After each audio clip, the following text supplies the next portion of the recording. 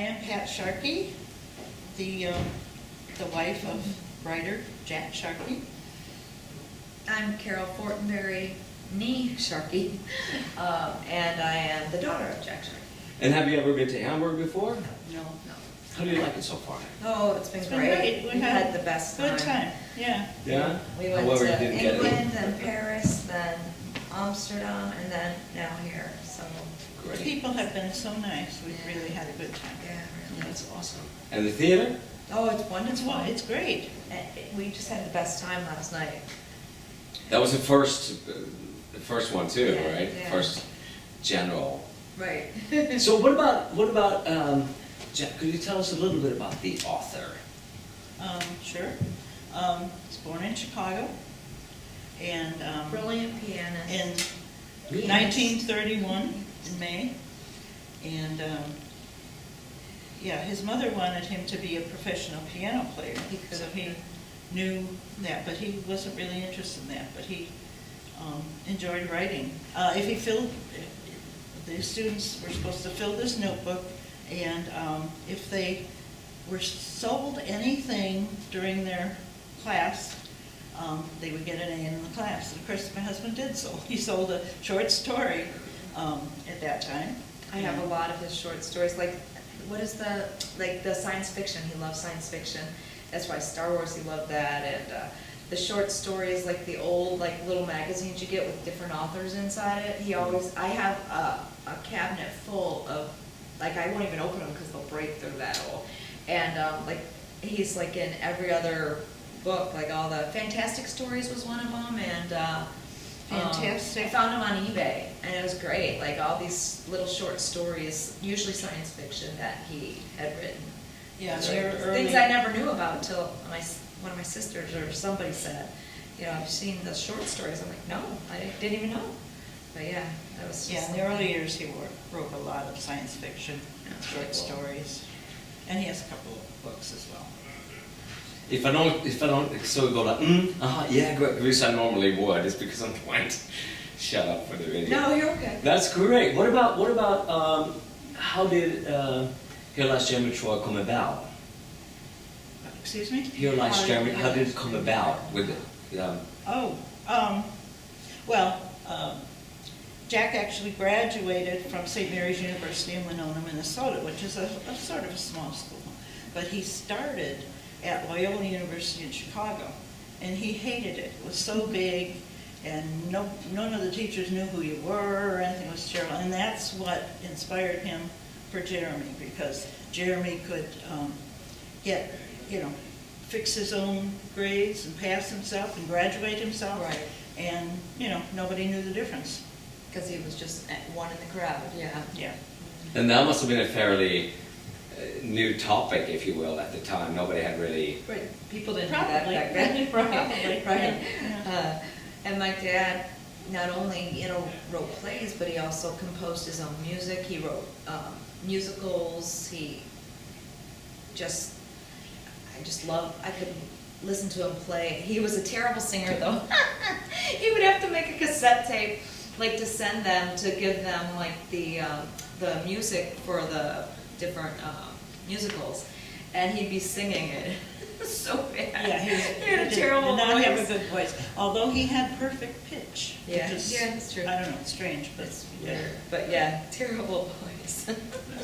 But he was brilliant. All his composing he is unbelievable. And if always. he decided that the cover of the play book would need some artist work, he could do that too. He was Oh, yeah. very good, very artistic. He would sketch the scenes, the sets. He would sketch. He would write little comics. Did he send some comics in to somewhere? Oh, I think he did, yeah. Yeah, I don't know, yeah. I don't remember that. That was- So always enough to sit and see the play today or last night. How did that feel? It was great. Just seeing, because when we first sat down, I noticed a lot of people around us, like some younger students, maybe students age, like college kids age. And I always think, how are they going to take, it's kind of a little older, more older fashioned. But they were like laughing hysterically. They got like every joke, every everything, and it just warms my heart knowing that they felt what, you know, my dad felt and wanted them to feel. It was great. Wonderful. Yeah, it was. So about the play, when it came, how important was the play for his career? It was his first first published Samuel. play. I mean, he had written other plays, but it was his first published one by Samuel French. And ever since that,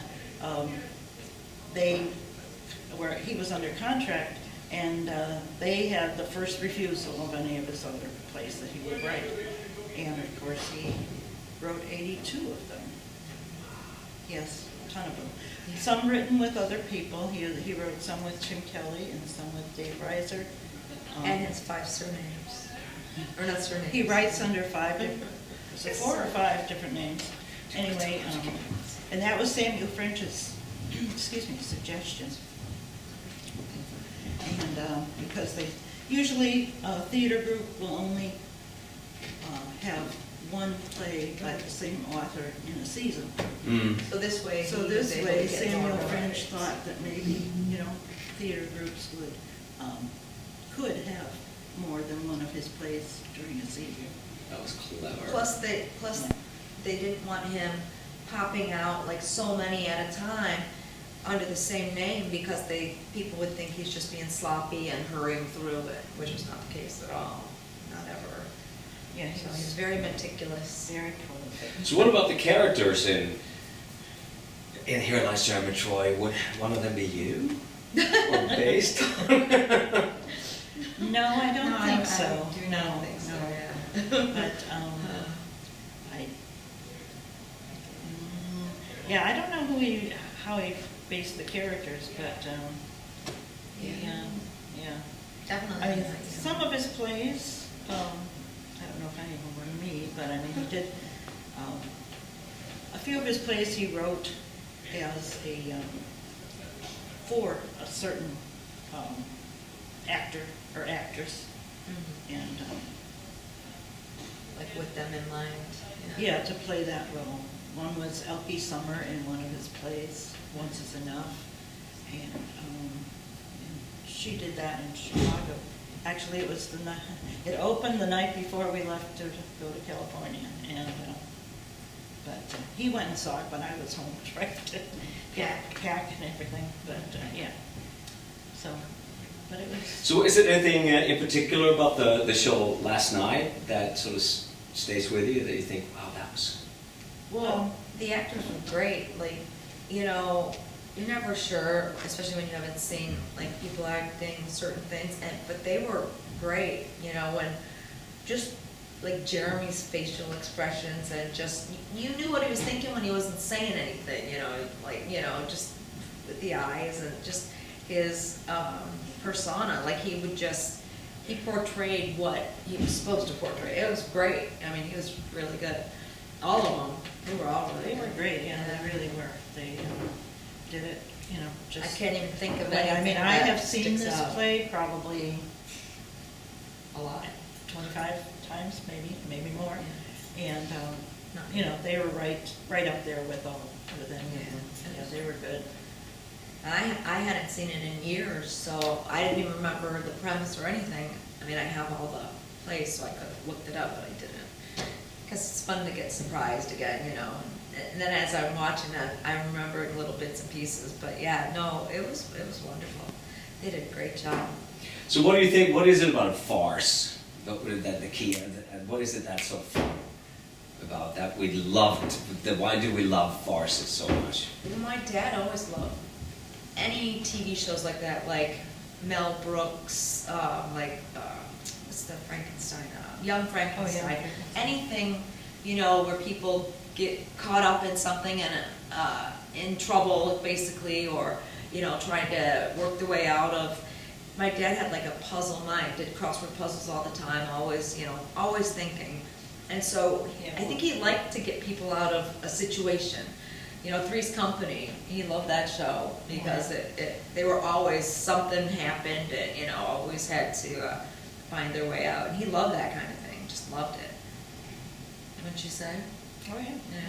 Yeah. And also to be able to build this long you know, hanging in the air, the misunderstanding that just goes on and on and develops. Right, and- right. Oh, yeah, that, yeah, he wrote a lot of that kind of thing. Was that more, what he wrote the most, like that, in that genre of farce? Or did the science I would say fiction come in? probably, yeah. to the I would same say place? that was his favorite way to write, yeah, Yeah. definitely. I Humor, remember he one loved it. time he sat down, he's like, oh, I think I'm going to write a serious murder mystery. Yeah. Because he had a few, you know, The murder one? the murder one, yeah, that's what I was trying to think of. But anyway, yeah, but he sat down, he was gonna write a serious murder mystery. Well, I guess he got to page 2 and he said, I can't do it. Can't do the You could do the serious murder one. mystery part, but not a serious murder mystery, so. Yeah, it has, you know, yeah. Well, it's so great to have you guys here. It's Yeah, really, it it's was really a just thrill. there. Is there anything now, if you had the chance to, if there's somebody sitting out there looking at this and that you would like to tell them about this production or why they should come and see it? Well, I Just would pure say it's enjoyment. Jack always wanted to write so that people that did his plays and those that watched it could sit back and relax, have a good time for a couple hours, and forget about their own troubles. That was That was his his main mission, purpose yeah. for all of his writing. Yeah. Excellent. And, yeah. Anything I forgot to ask you about that you would like to say? Gee, I don't know. He was an editor for Allstate magazine, which you probably don't know. But And it's- Playboy. Well, he did work at Playboy for about a year. For the articles, no, I'm just kidding. It really was, it really was. He was the joke editor Uh-huh. at Playboy magazine Yeah. for about a year. But, yeah, anyway, but, yeah, he was just so amazingly, Brilliant. well, brilliant, yes, I mean, ingenious as far as his mind. It was just. If you could see him, Well, or hear him play the piano, it's just something. Like you would think he was like a concert pianist, because he would just blow your mind. He could play anything. Sit and play for hours and hours. Yeah. So are there any recordings or any? No. No, I don't think so. Did I get any on that? Remember when I rented the video camera when Robert was little? He was like 5. And I recorded him, but I don't think he played during that. Everyone was mad at me, get that thing out of our face. It was like Christmas, and I rented a video camera, one of the big giant ones back then. Way back I mean, that was in 85. No, maybe he was only like 2, maybe 80. Yeah, he was 2, because that's when they did the calendar thing. So it was like 83. And they hated that camera in the face all the time. But I got like a whole day's worth of film. I could always look through it. I actually want to have it put on video or DVD, you know, so I can actually put it and use it. I don't have a VHS player, so. But I suppose there could be some if he played on there. He was a show-off. Yeah. Not, like, you asked him to play, he would play anytime. So I guess maybe that's not a show-off, but he would gladly play all the time. Yeah, he enjoyed it. Yeah. Sort of. Well, it's so great to have you guys here, as I said before. Sure.